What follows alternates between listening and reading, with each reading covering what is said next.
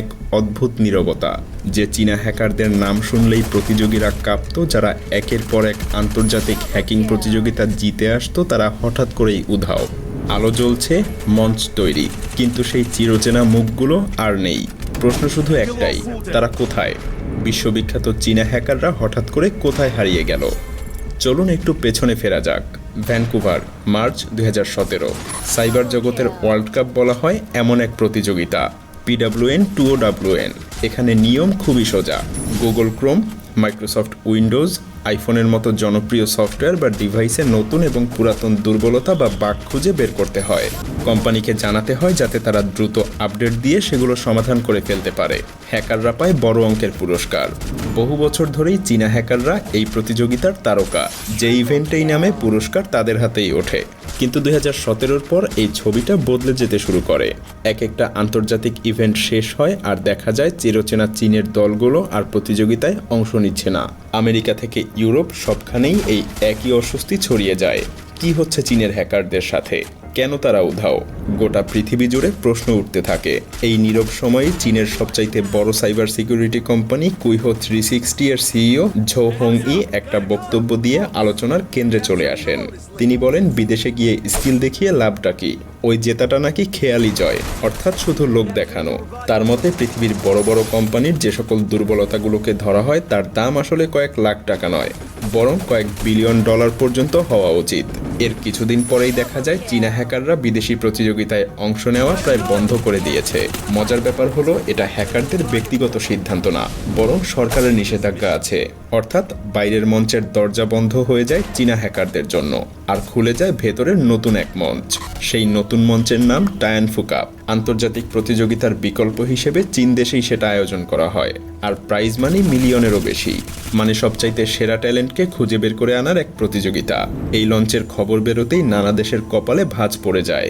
ইশারা স্পষ্ট, চীন হ্যাকিংকে ব্যবহার করে সাইবার যুদ্ধের জন্য নিজেকে প্রস্তুত করতে চায়। 2018 সালের নভেম্বরে চেংদু শহরে হয় প্রথম টায়ানফু কাপ। ঠিক সেই মঞ্চেই উঠে আসে এক ঝড়ের নাম। কুইহো 360 এর গবেষক কিঝুন ঝাও দেখান কিভাবে শুধু একটা বিশেষ ওয়েব পেজ খোলা মাত্রই আইফোনকে দূর থেকে নিয়ন্ত্রণে নেওয়া যায়।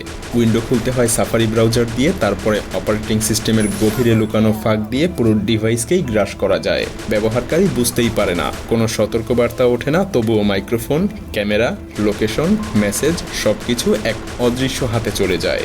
এই এক্সপ্লয়েটের নাম দেওয়া হয় কায়োস, কারণ এটার প্রভাবই বিশৃঙ্খলা তৈরি করে। এমন এক্সপ্লয়েট কালোবাজারে গেলে মিলিয়ন ডলার পাওয়া যায়। অপরাধ চক্র বা কোনো রাষ্ট্র চাইলে হাজার হাজার মানুষের ফোনে এই নজরদারি বসিয়ে দিতে পারে কায়োস হ্যাকিং সিস্টেম কিনে। এরপরে কি হয়?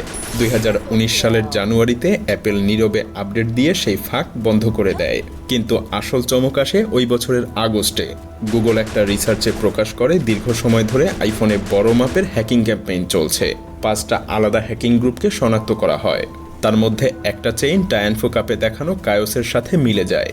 ধাপে ধাপে, কাঠামোয়, কাজের ধরনে সবকিছুতেই।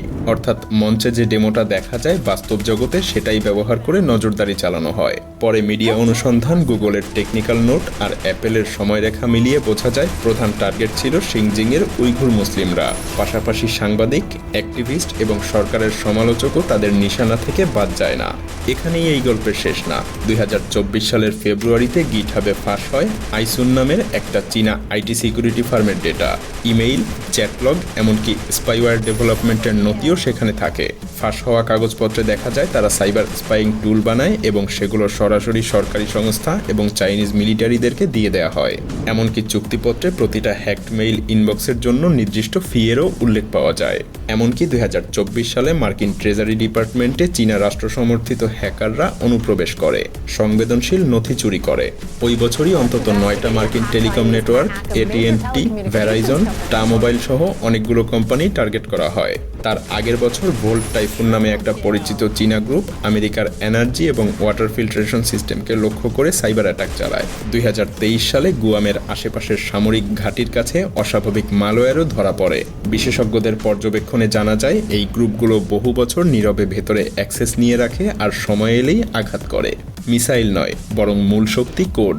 বিস্ফোরণের প্রচণ্ড শব্দ নয়, বরং ব্রিজের নিঃশব্দ স্রোত। এক ক্লিকে ব্যাংকের দরজায় গোলযোগ, আরেক ক্লিকে এয়ারপোর্টের সিগন্যাল অচল, আরেক ক্লিকে বাজারে আতঙ্ক। বাইরে থেকে সবকিছুই যেন স্বাভাবিক মনে হয়, অথচ ভেতরে ডেটা রক্তক্ষরণ চলতেই থাকে। সময়ের সবথেকে ভয়ঙ্কর যুদ্ধটা চলছে আপনার পকেটের ভেতরেই। আমরা ভাবি ফোনটা তো নিছক এক ডিভাইস, কিন্তু এর ভেতরেই আছে আমাদের কথা, ছবি, পরিচয়, বিশ্বাস, সব। আর এটাই আজকের যুদ্ধক্ষেত্র। তাই কৌতূহলী থাকুন, সতর্ক এবং সচেতন থাকুন।